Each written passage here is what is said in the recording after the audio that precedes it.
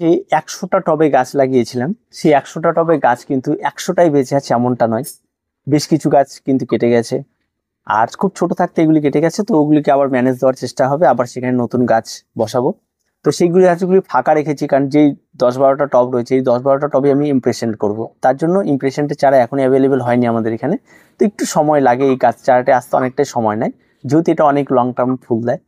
তো তেমন কোনো কঠিন কিছু নয়, সেটা ঠিক চলে আসবে, সে সময় লাগিয়ে দেবো। আজকের ডেটে এসে সমস্ত গাছগুলি একটা সেট হয়ে গেছে, গাছগুলির ডালপাতা ছাড়তে শুরু করে দিয়েছে। আর এই সময় এসে কিন্তু গাছের পরিচর্যা আপনাকে চেঞ্জ করতে হবে। এই সময় এসে গাছে বেশ ছোট্ট ছোট্ট পরিচর্যা করতে হবে। প্রথম যে পরিচর্যাটি করতে হবে সেটা হচ্ছে গাছে নিড়ানি দিতে হবে। এই সময় প্রত্যেকটা টবের মধ্যে সুন্দরভাবে গাছে নিড়ানি দিয়ে নিতে হবে। নিড়ানি দেওয়া কমপ্লিট, এবার গাছে খাবার প্রয়োগ করতে হবে। আর এখানে কিন্তু খুব অল্প পরিমাণ খাবার প্রয়োগ করতে হবে, বেশি পরিমাণ খাবার প্রয়োগ করলে কিন্তু গাছ কিন্তু কেটে যাবে। তার জন্য অবশ্যই আপনাকে একটা খাবার যেটা প্রয়োগ করতে হবে সেটা আপনাকে জৈব খাবার নিতে হবে। এই জৈব খাবার মধ্যে আপনারা শিংকুচি নিয়ে নেবেন, শিংকুচিতে প্রচুর পরিমাণে নাইট্রোজেন থাকে। আর তার সঙ্গে আপনারা নর্মাল মাটি অল্প মিক্স করে, বা পাতা পচা যদি থাকে পাতা পচা নিয়ে নিলেন, ভার্মি কম্পোস্ট থাকলে ভার্মি কম্পোস্ট নিয়ে নিলেন। এই দুটো সমান সমান, এটা এক মুঠো এটা এক মুঠো নিয়ে একটা মিক্স খাবার তৈরি করুন। এই মিক্স খাবারের মধ্যে আপনারা প্রত্যেকটা গাছের জন্য আপনারা 1 চামচ করে প্রত্যেকটা গাছে এই সময় কিন্তু দেবেন। এটা কিন্তু বারবার প্রয়োগ করা যাবে না, এই সময় আপনারা দিয়ে দেবেন, কারণ এখন কিন্তু গাছের বেড়ে ওঠার জন্য নাইট্রোজেনটার প্রয়োজন রয়েছে। আর এই খাবারটা আমরা প্রত্যেকটা গাছে দিয়ে দেবো। আর যদি আপনার কাছে এই খাবারটি না থাকে, যদি 10-26-26 থাকে, বা আপনার সেম রেশিওরও কোনো খাবার থাকে, যে কোনো খাবার আপনার রাসায়নিক যে কোনো খাবার যেটা এনপিকে রেশিওটা থাকবে, এনপিকে থাকলেই হবে, এমন খাবার যদি থাকে তাহলে সেটা খাবারটি আপনি নিতে পারেন। প্রত্যেকটা গাছের জন্য অন্তত 2টো দানা ব্যবহার করবেন, বেশি না, 2 থেকে 3টে দানা আপনার প্রত্যেকটা গাছে ব্যবহার করবেন, এর থেকে বেশি কিন্তু ব্যবহার করা যাবে না। ব্যবহার করার পর এই গাছগুলিকে ছেড়ে দিতে হবে, গাছের জল প্রয়োগ করতে হবে। আর যে খাবারটি আমি তৈরি করলাম সেই খাবারটিও তাই 1 চামচ করে প্রত্যেকটা গাছে আমরা ব্যবহার করব। নিড়ানিটা খুব ভালো করে দিয়ে প্রত্যেকটা গাছে কিন্তু জল প্রয়োগ করতে হবে। জল প্রয়োগটা কেন করব? যদি মাটি ভেজা থাকে প্রয়োগ করব না, যদি মাটি শুকনো থাকে জল প্রয়োগ করবো। আর যদি শুকনো, অ্যাভারেজ আপনাকে বাগান দেখে নিতে হবে যে কোন দিন খাবারটি দেওয়া যায়, মাটিটি মোটামুটিভাবে শুকিয়ে আসবে, সেটা দেখে আপনারা গাছে খাবারটি প্রয়োগ করবেন।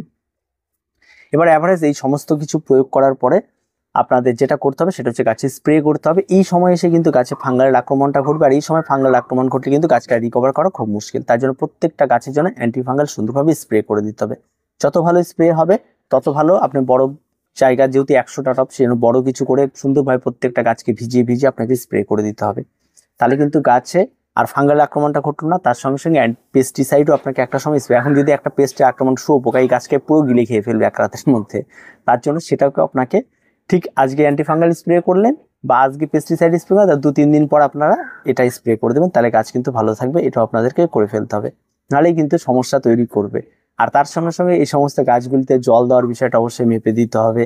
তারপর ফুল সানলাইটে রাখতে হবে। এখন তো গাছ পুরোপুরি সেট, ফুল সানলাইটে রাখতে হবে, এবং গাছগুলি কোনো সমস্যা হচ্ছে কিনা সেদিকে খেয়াল রাখতে হবে। এই সমস্ত বিষয়গুলিকে কিন্তু নজরে রেখে এই সমস্ত গাছগুলিকে এগিয়ে নিয়ে যেতে হবে। তাহলে কিন্তু আপনার গাছ প্রত্যেকটাই 100টা টবের 100 টবের গাছই কিন্তু বেশ সুন্দরভাবে গ্রোথ নেবে, এবং প্রত্যেকটা গাছ কিন্তু আলাদা আলাদা পরিচর্যা তেমন প্রয়োজন পড়বে না। যদিও প্রত্যেকটা গাছ সময় অনুযায়ী তাদের আলাদা খাবার থাকে, আলাদা পরিচর্যা থাকে, সেগুলি নিয়ে আমি পরবর্তীতে আলাদা আলাদা করে ভিডিও করে দেবো আপনাদেরকে। আর যারা অ্যাভারেজ করতে চান একটা টবের মধ্যে অনেক রকম গাছ, তারা কিন্তু এইভাবে করুন।